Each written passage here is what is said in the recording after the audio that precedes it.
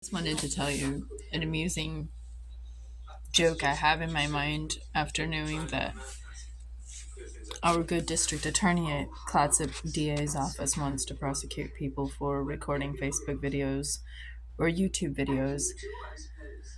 Under wiretap law, I read 50 pages of Carl Bernstein and Bob Woodward's final days about the Nixon administration and the taping scandal, and I'm to the point where Nixon has his people research. Oh, well, Johnson and Kennedy also recorded people. And what's kind of crazy about the Veritas decision is that if you say I've been recording a lot of karaoke lately, I get myself in stitches every time I think, oh, I'm out at the karaoke bar doing a little wiretapping. And technically, the district attorney has this very liberal understanding of the illegality of making films. And I mean, if he were an entertainment lawyer saying, hey, you need a contract to work with my client, or you need blah, blah, that would be a whole different line. That would be more like a licensing agreement.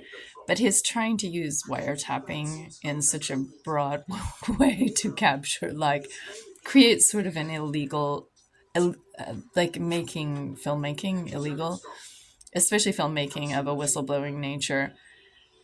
It's just really fabulous that Veritas pulled what they did to challenge the Oregon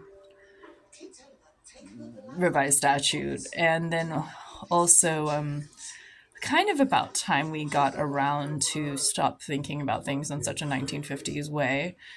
And I also am very like smitten with the archaic trauma that I believe the senior district attorney elected official Ron Brown must feel from the Watergate era. And since it was before my time, but it impacted my parents' generation, a little bit about me. My father was always recording all kinds of things, interviews, research projects.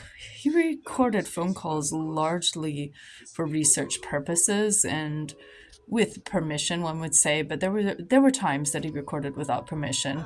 For instance, when he was investigating violent crimes and found the district attorney in Davidson County, that would be Nashville, to be inadequate in processing those. So I come by it naturally, so to speak.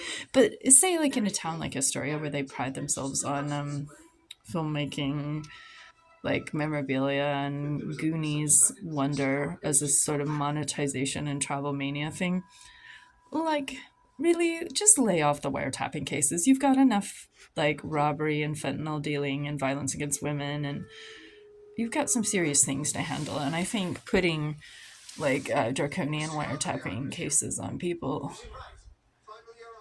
is not the way to go. And I'm having trouble believing that they're really all into this. I think we need to accept the fact that TikTok and the internet and YouTube and all of this has taken off, and the technology is far too pervasive and widespread, and that many people are using filmmaking to protect themselves from abuse. And filmmaking of a whistleblower nature should not be treated with the same punitive treatment that the freak out was going on against alleged wiretapping in the Watergate era. And I think that the comfort the young have around technology is such that they know it will protect them, and they know the laws are contrived and outdated. And it's like trying to make illegal electricity because you really have a diehard attitude about candles.